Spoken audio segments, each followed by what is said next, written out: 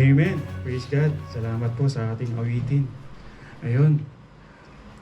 Kami lang talaga ni kami lang talaga ni Pastor Marvin yung kabulo. Para kami Tayo. bisita. Oo nga eh. Praise God. Ako tinitingnan ko nga eh, parang dalawa lang pala talaga. Si Kuya, mayroon pang ano eh, medyo light pa siya. Ayun. Praise God. Amen. Welcome. Ayun. Praise God. Ayun. Bago tayo mag-start siguro ayun, nagpapasalamat ako sa Panginoon kasi nakabalik na yung ating pastor. At ayun po. At praise God at nakabalik siya po siya ng ligtas dito. Amen. Na-miss po natin si Pastor Marvin. Amen. Ayun. Para mas Ayun. maiyak. Ayun. So last time po, yung pinag-aralan natin last Friday, yung binahagi ni Pastor Marvin, yung the beginning of faithful, di ba? So, alam ko sa inyo, natandaan niyo po yun, ano? Nag-notes po ba kayo? Wala sumasagot. Ayun. Praise God, ano? At maganda yung yung topic kasi parang hinango ko yung message last Friday din dito. So, okay, sige. Ito po yung natin, yung topic natin, pursuing intimacy with God, rest in Him. Siguro bago po tayo mag-start, siguro tayo po yung manalangin po muna. Yes, Lord God, marami pong salamat, Panginoon, sa umagang ito. Salamat po, Panginoon, sa pagkakataong ito, Panginoon, na kami po magpupuri at magkapasalamat sa inyo at marinig, Panginoon, namin ang inyong mga salita, Panginoon. Lord God, patuloy niyo akong pangunahan, gabayan, Panginoon, sa lahat po na aking babanggitin, sasabihin, Panginoon, fill me with your Holy Spirit, Lord God. Lord God, malaya po kayong kumilos sa aming kalagitnaan, Panginoon, at sa aking mga kapatid, maging po sa mga naka-join sa online, Lord God. Lord, bigyan niyo sila ng magandang connection at patuloy, Panginoon, na kayo po mangusap sa kanila, Lord God. Salamat po. Ito po sa madalangin namin sa pangalan ni Jesus. Amen and amen. Yun. So yung topic po natin today, this morning, is pursuing intimacy with God, rest in Him. So dinugtong ko po yung rest in Him because malamang sa inyo po nakaranas po ng mga stressful na pangyayari, di ba? Hanggang ngayon po ba nakakaranas po tayo? Yung ganun yung parang, ano ba yung stress sa Tagalog? Yung parang, yun. Stress parang, yun. Nababalisa, parang, ano ba yung parang nagugulimihanan. Tagalog, ano? Ang lalim. Yun. So dito, kaya ko po na, yung nadagdag yung rest in Him. Kasi, yung pursuing intimacy with God, ito yung kaalaman na pag tayo po ay may malalim o pagkakilala sa Panginoon, God gave us rest. Okay po? So, ano lang po, i-share ko lang po yung yung about the stress, di ba? Yung stress po kasi hindi po siya mabuti at hindi rin siya masama. Okay? So neutral po siya. Neutral. Ang ano po ron, nagiging mabuti lang po siya at nagiging masama ayon doon sa ating tugon, sa response po natin, di ba? Kung tayo raw po ay ang response po natin doon sa stress parang alam mo yon, marami kasi na-stress tapos parang napupunta sa hiwalayan, di ba? Napupunta sa sa kaduluduluhan, minsan may nagpapakamatay, di ba? Ay, dahil lang to sa stress. So dito, pag-uusapan natin about yung stress na sinasabi, about yung magiging tugon natin about doon sa stress. Okay po? So, okay. Sabi po sa sa Jeremiah, yun, sorry. Ayaw. Ito yata. Ayaw. Ayaw. Ay, sorry. Okay. Ayun. Sabi po sa Jeremiah chapter 9, verse 23 to 24. Sabi po dito, "This is what the Lord says, let no wise man boast of his wisdom, nor let the mighty man boast of his might, nor a rich man boast of his riches.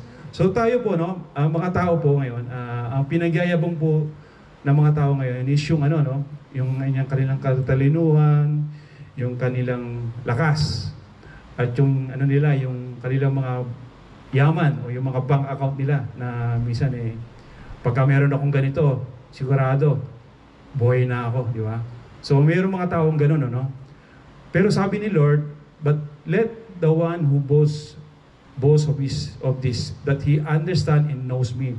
So sinasabi lang po dito na kung tayo ro po ay kung kilala natin at naintindihan natin ng Panginoon, that I am the Lord who exercise mercy, justice, and righteousness of the earth. So ang ano lang dito, kung alam daw po natin yung para na-exercise natin yung kanyang awa, yung kanyang hustisya, at yung katuwiran niya dito sa mundo, di ba? So yun yung sinasabi na yun yung mga bagay na nais ang Panginoon. At siya ang nagsasabi nito, declares the Lord. So dito sinasabi lang dito na need po natin na tamang pagkakakilanlan sa Panginoon. So karamihan po sa atin, no, siguro yung naalala niyo po, no, yung konsepto na sinasabi na pagka may Diyos ka, may mga narinig nga ako na kapag mayroon kang Diyos, minsan parang ang hirap gumalaw, di ba? Parang siguro yung pagkabata pa lang nila na kapag mayroon kang Diyos, maraming limitado lahat yung ginagawa mo, di ba? So ganun yung ganun yung parang nagiging aral before na hindi pa po kilala ang Panginoon. So dito, pag-aaralan po natin at kikilanlinin ang ating Panginoong Diyos. Okay? So, meron po tayong tatlong pag-uusapan. Ito, na. Okay? So, pursuing intimacy with God, rest in Him. So, sabi po rito, yung tatlo pong bagay o tatlong karakter ng Panginoon. Okay? God, omniscience. So, omni means all. At tapos yung science o omniscience, siya po ay knowledge. Baga God knows everything. Amen? Narinig nyo na po yung minsan, God is omniscient. Okay? So pangalawa, God omnipresent. So omnipresent, God is everywhere o God is always with you. Okay po? Okay, pangatlo, God omnipotence.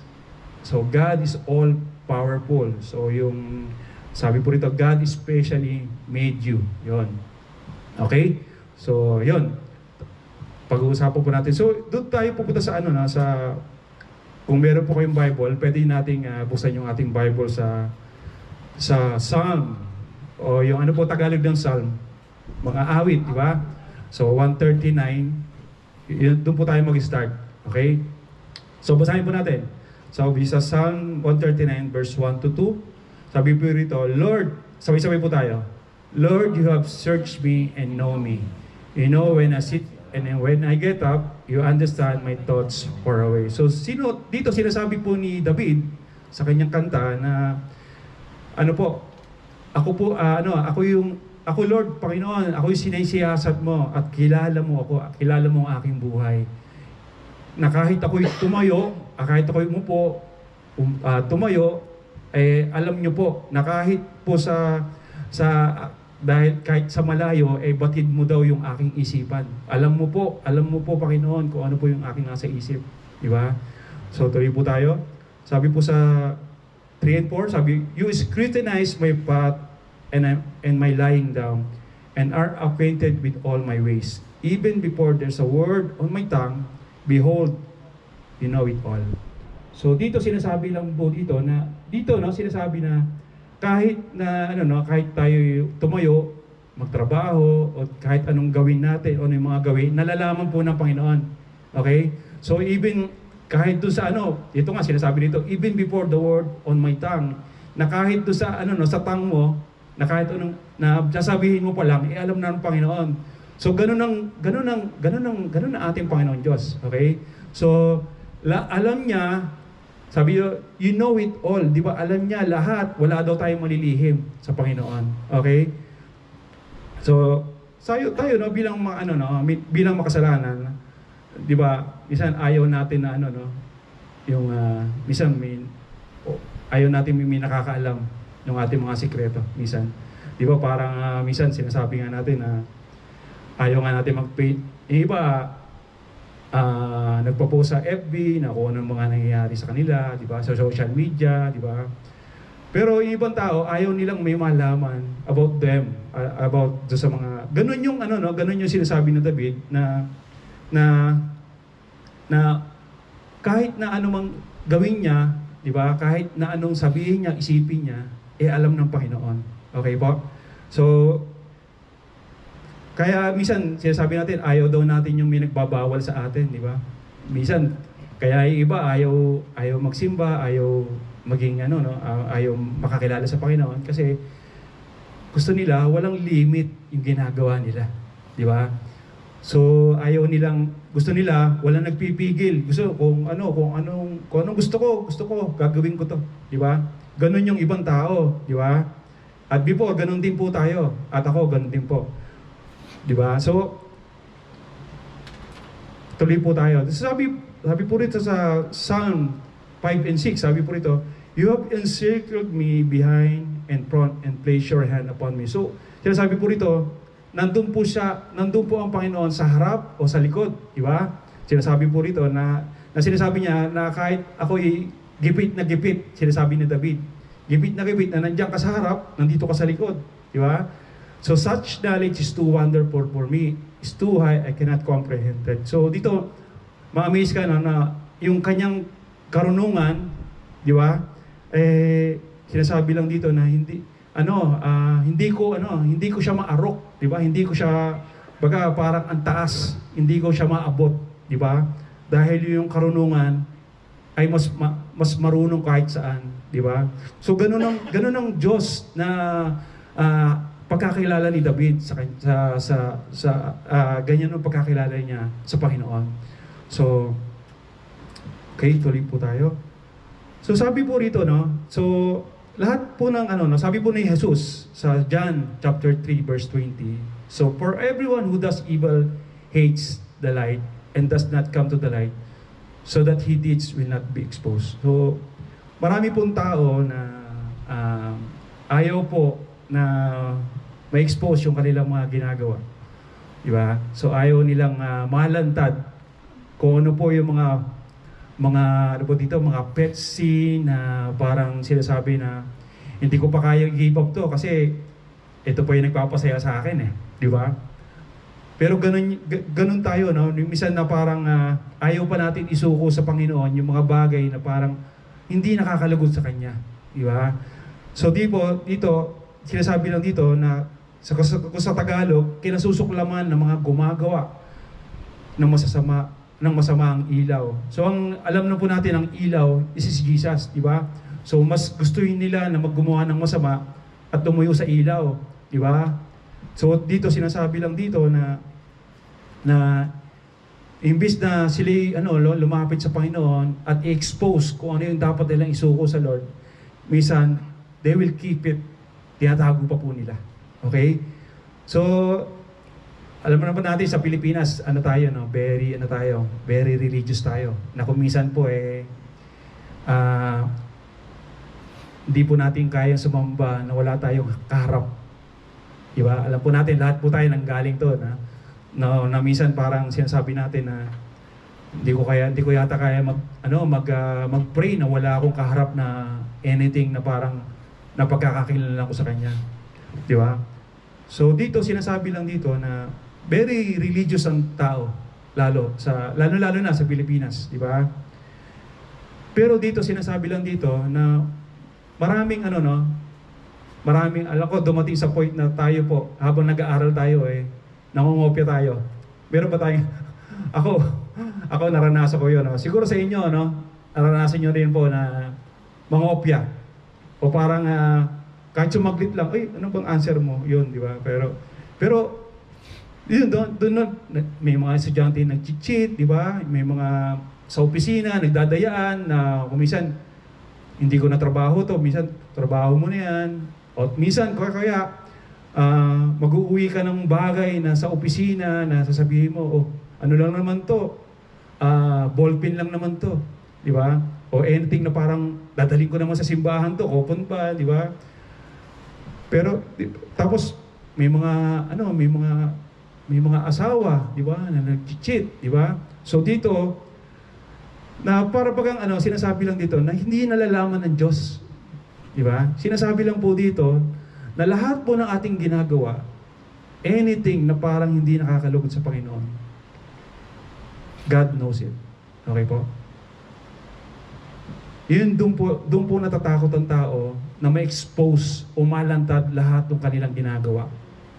Kaya po sila nananatili doon sa mga dilim o sa evil na ayaw nilang lumapit sa kaliwanagan ng Panginoong Hesus. Okay po? Andiyan po kaya? Amen. So, okay. Parang iitan ako. Okay. So, sabi po rito, ayun, doon po, natapos po tayo doon sa God, yun, yung omniscience. So, dito, papasok po tayo sa omnipresence. God is everywhere. So, sabi po rito, where can I go from your spirit? Or where can I flee from your presence? So, sabi rito, saan ako pupunta?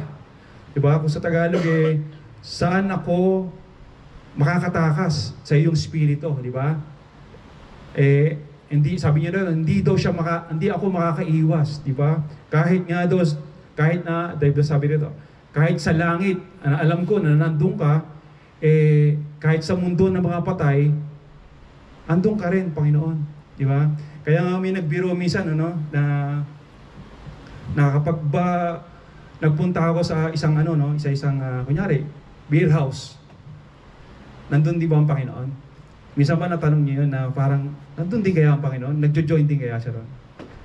Or meron nagtanong minsan na, o sige, kung nandun talaga ang Panginoon, andun ba ang Lord sa kunyari, sa kanal, di ba?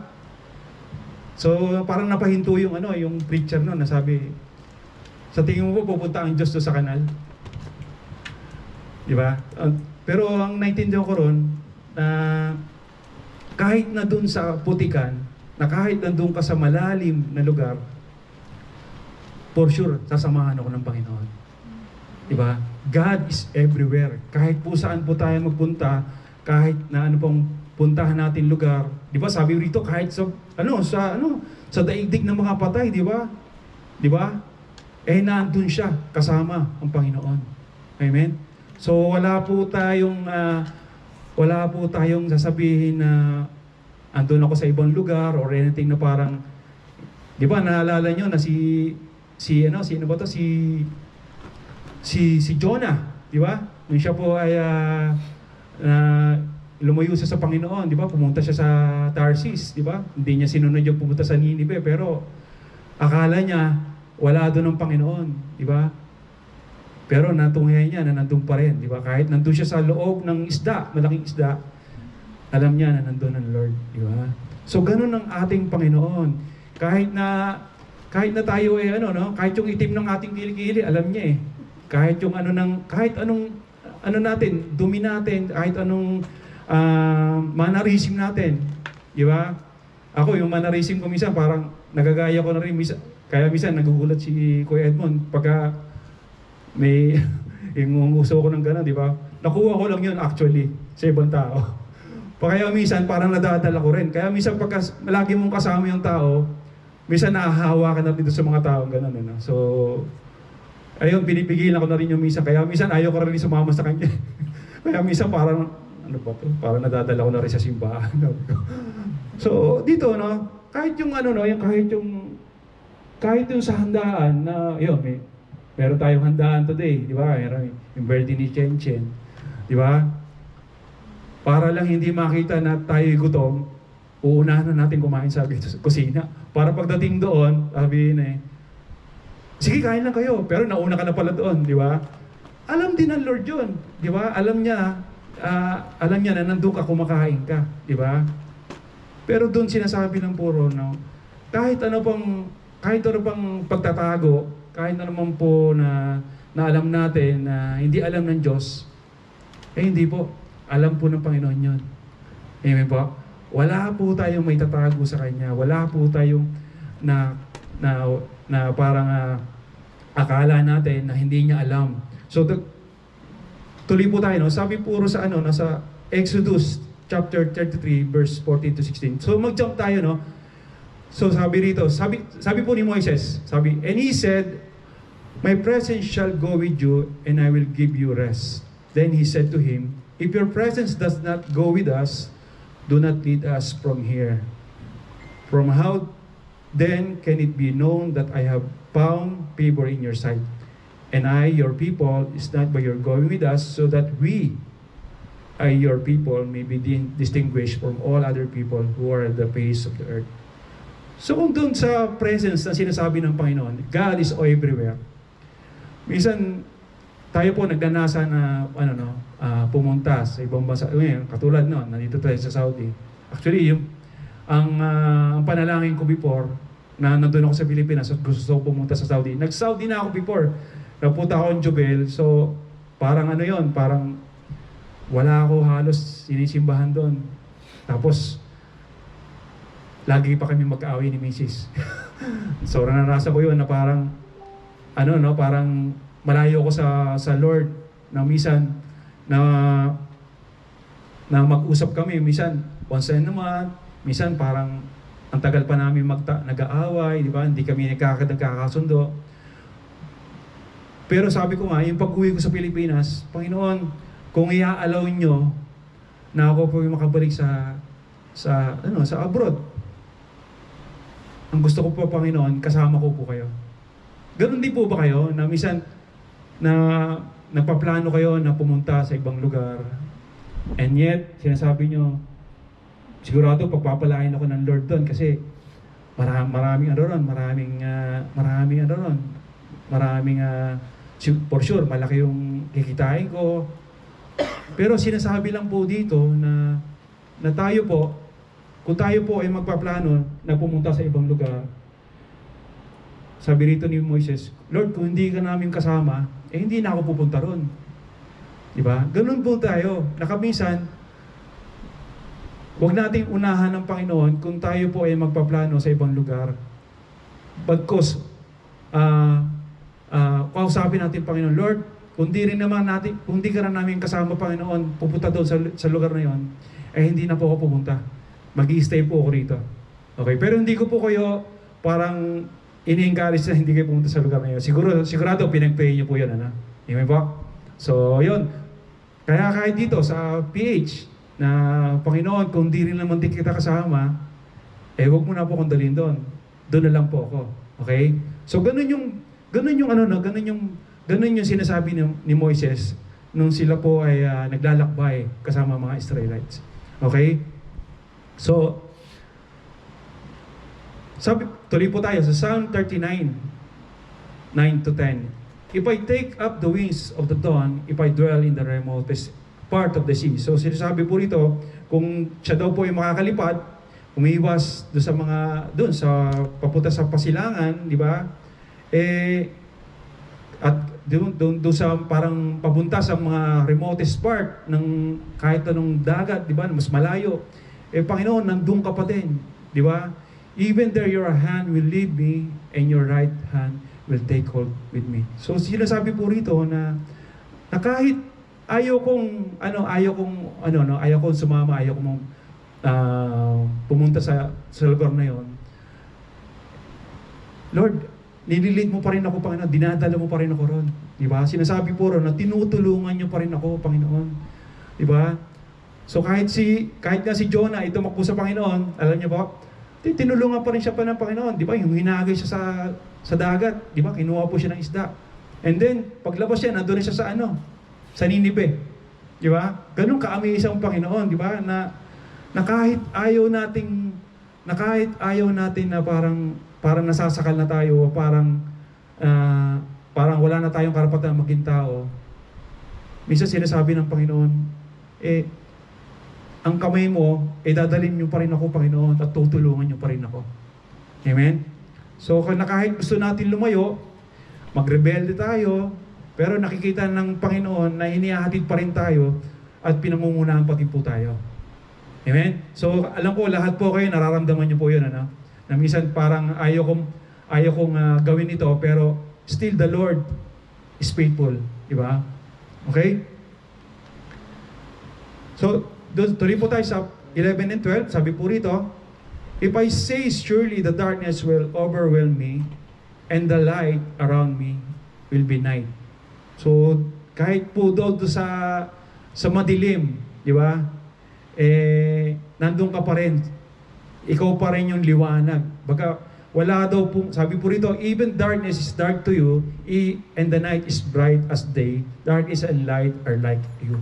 So kahit doon po sa dilim, kahit po, ikaw pa rin yung ikaw pa rin yung dilim at liwanag. Wala pong dilim sa iyo, Panginoon.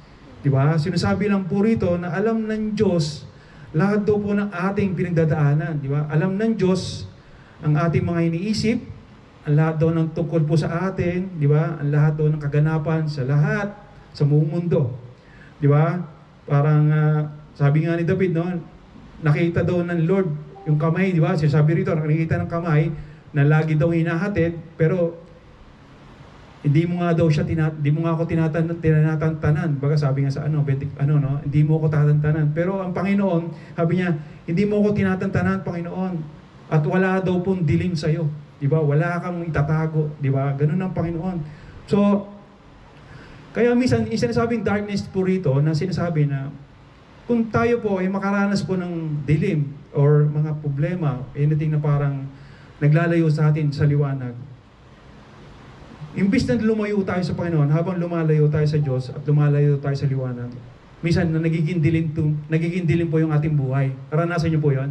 Na pilit po natin lumalayo sa dilim, sa liwanag, mas ginugusto po natin pupunta sa madilim. But sinasabi po, inahatid pa rin po tayo ng Panginoon sa liwanag. Amen po? So sabi rito na kahit anong daw dilim na pinagdadaanan mo ay mayroong Diyos na makakakilala sa iyo at muli kang dadalhin sa liwanag. So there's a God who knows you, who willing to lead you to His light, di ba? Handa ka daw po niyang pangunahan kung tayo po ay nagpapakumbaba sa Kanya, di ba? So wag daw, kung iba kasi pag nagka-problema, nagkasala, ay nahihiya na sa Panginoon. Na kung minsan may nag-pray nga before na sabi, pagalingin ako. Di ba? Kunyari, may mga sakit na nando sa ospital, pag-pray mo ko na pagalingin ako ng Panginoon. Pero sinasabi lang ng Lord na pag hindi pa raw po parang sabi rito, pag hindi pa raw po na tayo ay hindi po napupulfill ang mission niya sa atin, ay hindi po tayo mamamatay. Amen po? Pero kung tayo po ay kung ang mission natin ay hindi natin ginagawa, God knows, di ba? Baka yung mission maging consummation. Di ba? Minsan parang sasabihin natin na parang, Lord, ito yung pinagagawa mo sa akin. Lord, give me enough time na magawa ito. Pero yun, God is God's of many chances, di ba? So, binibigyan po tayo ng Panginoon ng tsansa na magawa yung kanyang pinag-uutos. Okay? So, wag tayo maging maging komportable na kung Lord, gagawin ko to pag alam ko aral na ako or anything na parang malalim na ako sa iyo, di ba? Pabayaan mo muna ako ngayon kasi nag-ano pa ako, nag-enjoy pa ako sa ganito. Di ba? Pero sinasabi ng Lord na wag tayong mag-stay sa ganon. Kung ano po yung mission na pinaggawa sa atin ng Panginoon, gawin natin, di ba? So dito na-realize si David na yung kanyang knowledge, di ba? Yung omniscience and omnipresence is hindi daw po siya condemning, di ba? Ito po ay nagpo-protect sa atin. Di ba? Kung alam po natin na siya po ay omniscience and omnipresence, ito po ay nagbibigay ng pag-asa. Di ba? Nagbibigay ng pag-asa at nagliligtas po sa atin. Amen po? Kung alam po natin na ang Diyos ay God is everywhere, di ba? God is omniscience, di ba? For sure, hindi tayo kinokondem ng Panginoon. Hindi porket alam niya yung ating ginagawa, kontrolado na tayo, di ba? Kasi alam naman po natin, kaya daw po tayo nahihiya sa Panginoon dahil nakagawa tayo ng kasalanan. Di ba? Naalala niyo po si Adan? Naalala niyo na sila po ay ubot-ubad na hindi nahihiya sa Panginoon, hindi natatakot sa Panginoon. In a sense na maganda yung relasyon nila dahil hindi pa dumadating yung kasalanan. Pero nung dumating yung kasalanan, di ba hinanap siya ng Diyos? Adan, nasaan ka? Di ba? Di ba, nandito ako, Panginoon. Di ba, nagko-cover po siya ng kanyang katawan. Di ba, sinasabi ito sa Bible. Dahil nahihiya siya dahil nagkasala siya. So, ganun din po tayo. Kung tayo po ay nagkasala, wag po tayong lumayo lalo sa Kanya. Bagkus, lumapit po. Di ba? Inisip ko nga nun, siguro kung si Adan po sinabi niya, Panginoon, nagkasala po ako. Pero ang ginawa po niya dahil po doon sa babaeng pinagkaloob niyo sa akin, ako po nakainin yung pinagbabawal niyo. Di ba? Nagturuan pa po sila kahit si Eve. Di ba? Panginoon, yung serpent po Di ba? So, pero dito sinasabi ng Panginoon na kung tayo po ay lalapit sa Panginoon, kung puso magpapakumbaba, for sure ang Diyos mapagpatawad. Amen? So ganun po na-realize si David ang Panginoon Diyos. Ganun po niya na iniisip na hindi pala siya condemning, hindi po siya para litisin, pero ito po pala ay nagbibigay ng protekta sa atin. Okay? At ito ay nagbibigay ng pag-asa at pagliligtas sa atin. Amen po? Ayun. So yun. Tapos po kayo. So sabi po sa Matthew chapter 10, verse 29 to 31, lang po ako ng ibang verse. So, are 2 sparrows not sold for an assarion? And yet, no one of them will fall into ground apart from the Father. So, kung alam niyo po yung mga sparrow, yung mga sa Tagalog, siguro yung mga sa atin, yung mga maya, na kung minsan binibenta po sila, na minsan, buy one take one, di ba? Pero sinasabi ng Panginoon na kahit po sila ay mamatay, bumagsak, kunyari, may mga naninirador, di ba? O kaya, parang bumagsak sila, inaalaw po ng Lord John, di ba? Kaya nga sabi nung sa 30, but even the hairs of your head are all counted. So, alam ng Panginoon kung anong bilang ng inyong buhok. Kayo po ba, sa palagay niyo po, mabibilang niyo yung buhok? Pero si Lord, alam niya kung ilan yung bilang ng inyong buhok. Diba? So do not fear, you are more valuable than a great number of sparrow. So napakaganda, no? Na wag daw po kayong matakot dahil kayo raw po ay mas mahalaga do sa mga mayang yon na ibinibenta. You are most valuable, you are more valuable. Amen po? So lagi po natin tatandaan na kung minsan may magkokondem sa atin, wala ka ng pag-asa. Wala ka ng minsan hindi ka na parang parang tataas pa or anything na parang bomb ka na or anything na parang wala ka ng sa Tagalog masakit na wala kang kwenta, di ba? Pero sinasabi ng Panginoon, mas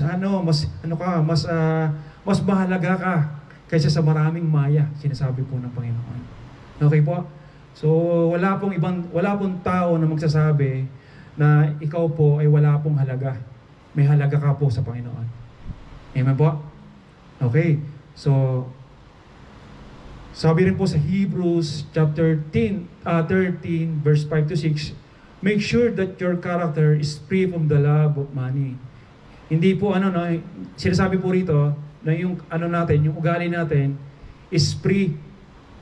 Parang sinasabi lang po rito na hindi po inasabi ng Diyos na iwasan natin ng pera. Ang sinasabi po rin, yung mahalin natin yung pera. Di ba? Yung idolatry. Na kapag minsan po, para lang, para kumita ako, For sure, Friday, hindi mo na ako mag-join or anything na parang, ngayon, yung sumuso yung vlog, di ba? Na minsan parang, nagpo-focus sila sa content, pero ang kino-content is iba. May mga sugal, pero kung nagko-content ka about the Bible, for sure, mas maganda. Iba po? So, sabi po rito, being content with what you have, for He Himself, He said, I will never desert you, nor I will ever forsake you. So that we confident say, okay? So, ito po yung madalas po natin maririnig, na kumisan po, may mga, may mga pinagdadaanan, mga stressful na parang hindi na natin kaya, na parang inisip natin, parang ang bigat-bigat naman nito. Kung kailan ako naging Kristiyano, parang lalong dumadami yung problema ko. Naranasan niyo po ba yun? Na kung minsan, ang pananaw kasi ng ibang tao o katuruan ng iba, na kapag naging Kristiyano na, for sure wala na akong problema. Mali po yun. Hindi po ganun ang tinuturo ng Panginoon. Bagkus, kung tayo po ay may malalim na relasyon sa Panginoon at peace tayo sa Lord. Diba? Sabi po rito, hindi kita iiwan at hindi kita papabayaan. Amen po? Pwede nyo po sabihin yun? Sabihin nyo sa sarili nyo, hindi kita iiwan, hindi kita pababayaan. Amen. So yun, napakabuti ng Panginoon, na kahit po tayo ay nagkasala, na kahit po tayo ay nandun po sa putikan ng kasalanan, still God nandiyan pa rin po para daw tayo tulungan, para turuan tayo magbago, turuan tayo bumalik sa Kanya, at huwag tayo mag-stick do sa anumang meron na hindi nakakalugod sa Lord. So sabi rito, the Lord is my helper, I will not be afraid, what will man to do me? So, ang Panginoon natin is our helper. So, wag daw po tayong matakot, di ba? Sinasabi po rito, ano daw po magagawa ng tao sa atin, di ba? So, ganun ang sinasabi ng Panginoon. So, kung meron po tayong kinakatakutan, anything na parang tandaan nyo lagi, ang Panginoon ang ating ang Panginoon ang ating katuwang sa lahat po ng bagay. Okay po? Kung tayo po ay nahihirapan about sa ugali natin na parang ang hirap bitawan, ang hirap maalis, di ba? Ako, I remember na parang nahihirapan ako na tanggalin yung mga bisyo ko before. Pero hindi ko talaga kaya. Pero doon sa pagpunta ko sa Panginoon at idinulog ko sa Kanya na, Lord, tulungan mo ako, tanggalin mo itong mga hindi nakakalugod sa iyo. Di ba? So, ganun din po tayo. Kung tayo po ay nahihirapan, sabi niya, hindi kita iiwan, hindi pababayaan man. Amen po? So kaya nga sabi ng Diyos, bakit ka ba daw matatakot? Hindi ka daw niya pababayaan, hindi ka tayo iiwan. God is omnipresence. Kasama mo ang Diyos, at ang kinakatakutan mo daw sa iyong buhay, alalahanin mo na ang Lord ay iyong katuwang. Amen? Okay. So doon po tayo sa pangatlo, God is omnipotence. God is all-powerful. Sabi po rito sa 13, sa Tagalog, ang anumang sangkap, O Diyos, na lumikas sa tiyan ng aking ina, ay hinugis mo akong bata. So, amazing, kahit na doon pa lang po tayo sa tiyan ng ating mga magulang, sa ating mother, di ba, sa ating ina, na doon pa lang, kinirate na tayo ng Lord, di ba? Di ba? So, ganun ang ating Panginoon. Ganun siya ka-all-powerful. So, sabi rito, pinupuri kita, O Diyos, marapat kang katakutan. Ano po rito, I will give thanks to you because I'm fearfully. Yung fearfully po rito, hindi yung pagka pinanganak ka, sinasabing, nagulat yung ano nangyari? Diba? Hindi po yun. Ang sinasabing fearfully, maingat kanyang ginawa. Diba? Maingat po at kahanga-hanga ang iyong ginawa, Panginoon. Wonderful are your works, and my soul knows me very well. So, sinasabi lang po rito na kung kung naranasan po ba natin na parang nainggit tayo doon sa mga katabi natin, minsan natatakangos ang ilong, di ba? Parang yung ang gaganda ng kutis, di ba? Yung mamula-mula, di ba? Tapos yung mga para mga buhok nila, ang gaganda, hindi pa na, alam mo yun, hindi pa nababawasan, di ba? O, nagugluta. Yun, di ba? Pero lagi ko natatandaan to, no? God created me, di ba? Lord, I will give thanks to you because you are fearfully and I'm fearfully and wonderfully made. So lahat po tayo, wag po tayong mainggit sa mga tao na kahit mga 6 foot high, di ba? Ay kahit 6 feet, di ba? Kahit yung mga matataas sila, matatangkad sila, at and yet ikaw yung pandak, di ba? Pero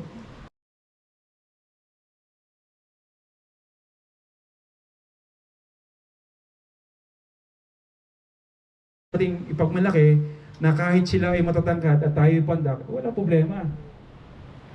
Patay-patay tayong nilikha ng Panginoon. Amen po? Kaya nga minsan yung iba na problema na pagka panganak, may mga kasangkaw, may mga parang may mga hindi normal, di ba? Pero yung iba kasi ini-encourage na lang na wag pong ma-distract sa mga ganon. Wag pong magtuon. Bagkus may mga ginagawa nila ay magbibigay ng kaluguran sa Panginoon. Na meron nga minsan na naalala ko, no, bulag po siya. And yet pag kumanta po siya ng praise and worship song, talagang alam mo yon, yung parang daman-dama yung pagkanta niya. At kahit yung iba, na kahit yung hirap maglakad, and yet pag kumanta, grabe, parang sasabihin mo, na parang, ano bang kailangan kong ikahiya? Ano ba yung kailangan kong i-inggit sa mga taong ito? Diba? Because Lord, I will give thanks to you because I'm fearfully and wonderfully made. Amen po? Okay, so tuloy po tayo. Sabi sa 15:16, my frame was not hidden from you when I was made in secret. Sabi rito. Is skillfully formed in the depths of the earth. Your eyes have seen my formless substance, and your book were written. All the days were ordained for me, when as yet there was not of them. So sabi rito, nakikita ng Panginoon na hindi man tayo pa isinisilang, alam niya na. Di ba? Pinerform na tayo ng Panginoon na tayo po, abang tayo nasa sinapupunan ng ating ina, alam niya.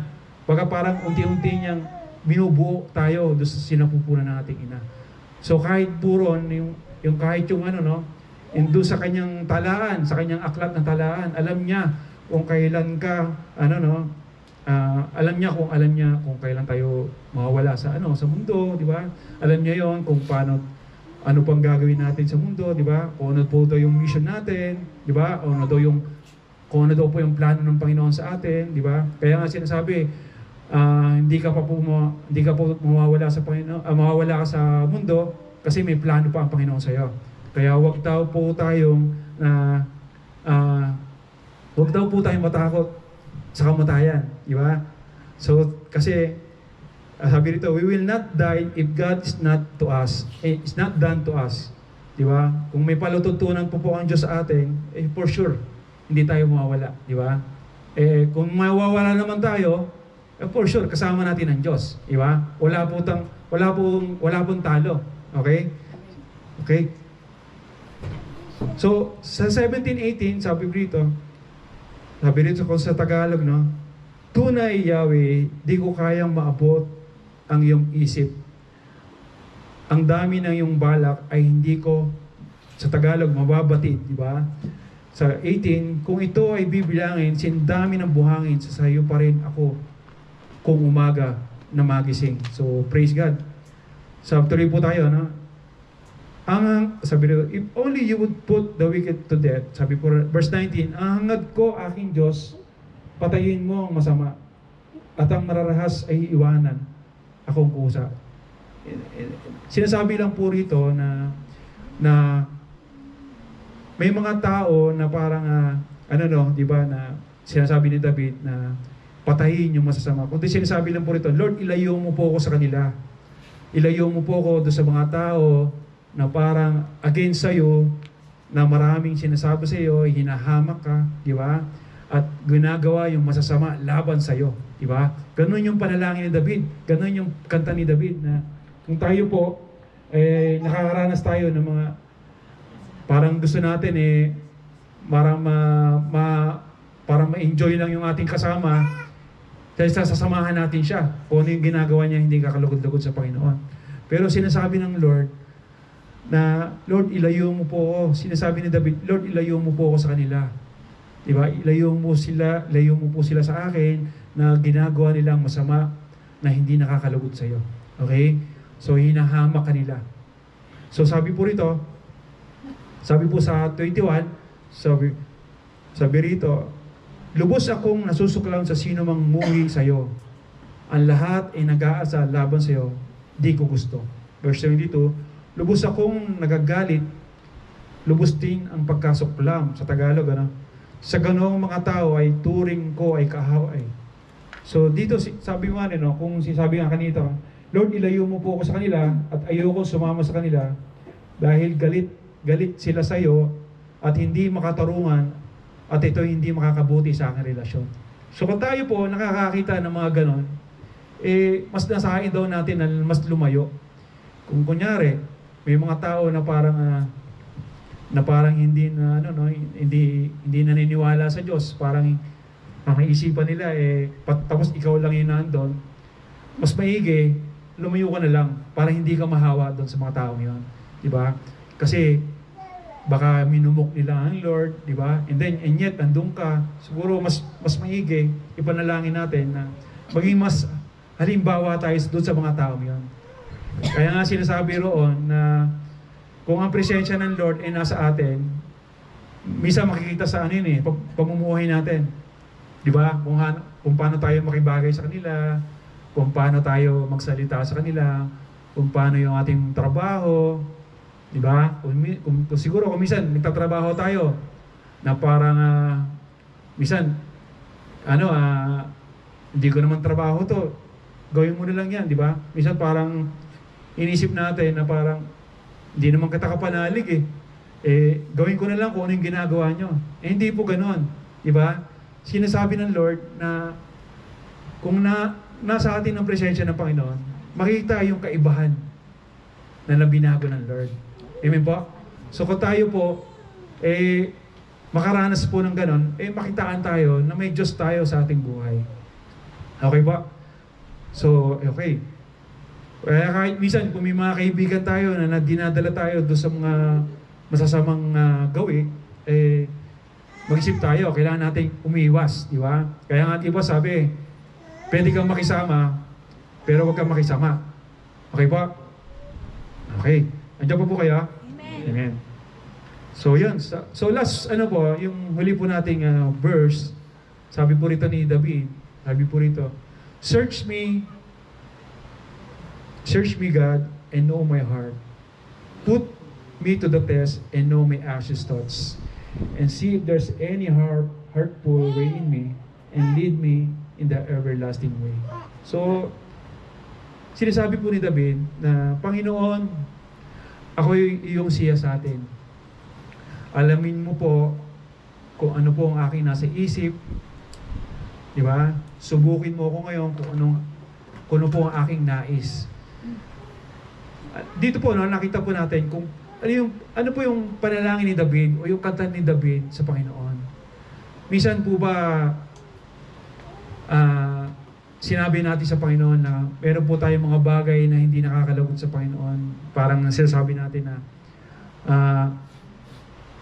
kaya nga sabi po rin sabi po ni David, kung whatever that not pleasing to you, Panginoon, take away Lord. Diba? So sa'yo, bilang mga tagasunod ni Kristo, o yung mga tao na nanonood po sa atin na hindi pa po believer ni Jesus, dito po sinasabi po rito na tayo po kailangan natin magpasiyasat sa Panginoon kung ano po yung ating nasa isip, asing nasa puso, nasa isip, at ating mga gawi na hindi po nakakalabot sa Panginoon. Lord, tulungan niyo po ko na aking mga gawi ay magiging malagod sa iyo, Panginoon. Di ba naalala niyo po si David nung siya po ay nagkasala sa Panginoon. Di ba? There's a prophet na nagsabi sa kanya, di ba, nagbigay pa ng quote na kapag siya po ay nagkasala, di ba? Di ba sinasabi puro na may mayaman, di ba? Na gusto niya ikunin lahat, di ba? Pero sinasabi ni David, nagdesisyon siya na sabi niya, Lord, ay dapat yung patayin na lahat yun, di ba? Pero sinasabi po ng propeta na ikaw yon, David.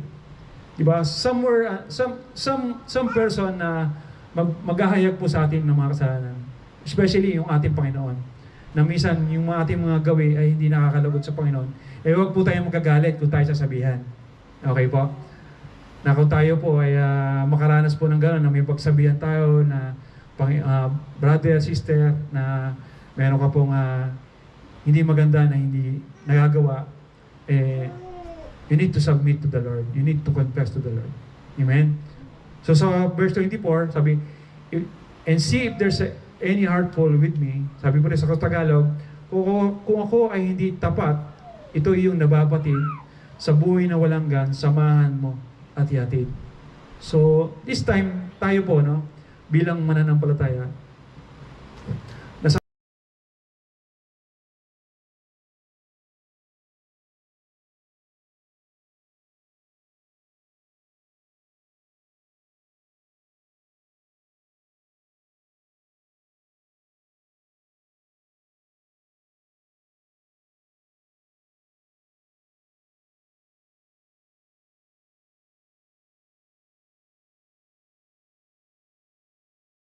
sa Lord. We need to check ourselves, di ba? We need to ask God to search us na malaman niya kung ano yung mga nasa isip natin, nasa puso natin, di ba? We need to surrender. Okay? Kaya nga kapatid, kung tayo raw po ay nagpapasiya sa Diyos, di ba? Tayo to ay magpapahatid sa katuwiran ng Diyos, sa madaling salita, kung ayaw daw po nating magpasaya sa Diyos, for sure, marami po tayong itinatago sa Panginoon. Meron po tayong parang ayaw nating mahayag. Di ba? Pero sinasabi niya na isuko nyo yung mga ganon, mga bagay, at tayo ibibigyan ng kapahingahan ng Panginoon. Amen? So kaya sabi doon, pursuing intimacy with the Lord, rest in Him. So, kung tayo po ay hindi po nakaranas po ng kagulumihanan o balisa, stress, for sure si Lord ang nagbibigay ng kapahingahan sa bawat isa. Amen? Okay po? Kaya nga sabi ron sa, sabi rito, peace doesn't come from fighting a lake with no storm. It comes from having Jesus in the boat. So kung tayo po, siguro kung wala pong masama na mag-out of town, punta ka sa mga lugar na tahimik. Pero pagbalik mo kunyari sa Pilipinas, kunyari, bakasyon ka, tapos parang gusto mo mag-rest muna, gusto mo magpahinga. And yet, pagbalik mo sa Pilipinas, andun pa rin yung problema. Ganun din po. Wala pong kaibahan. Pero kung meron po tayong Panginoon, Jesus, sa buhay natin, o dun sa bangka na sinasakay natin, for sure, bibigyan tayo ng kapahingaan ng Panginoon. Amen po? And then yung last slide ko po, stress comes from trying to do it in all your own. But peace comes from putting it all in God's hand. So lahat po ng ating kabalisaan, lahat po ng ating stress na naranasan, hindi po ang magiging po doon natin is ating tugon, di ba? Kung ano po yung pagkakakilala natin sa Panginoon. Amen? So siya po nagbibigay ng kapayapaan at pangako niya po yun, di ba po? God na come to me all who weary and I will give you rest. Di ba? Sabi pangako ng Panginoon yun. Kung tayo po ay nagugulumihanan o tayo po ay nakakaranas ng mga kaguluhan at hindi tayo at peace, ibigay mo lahat sa Panginoon. Di ba? Wala pong posible sa Kanya at wala pong kunyari kung si David at si Goliath, wala pong Goliath na problema na hindi kaya ng Panginoon. Amen po? Yun. So, yun lang po yung yung ating message for this morning. Praise God, but hopefully marami po tayo natutunan. Okay po? So, God is, ano po yung una? God is omniscience. God is omnipresence. And pangatlo? Omnipotence. Praise God. Okay. So, to God be all the glory. So, yun po yung ating yung ating discussion question. Pwede nyo pong picturean.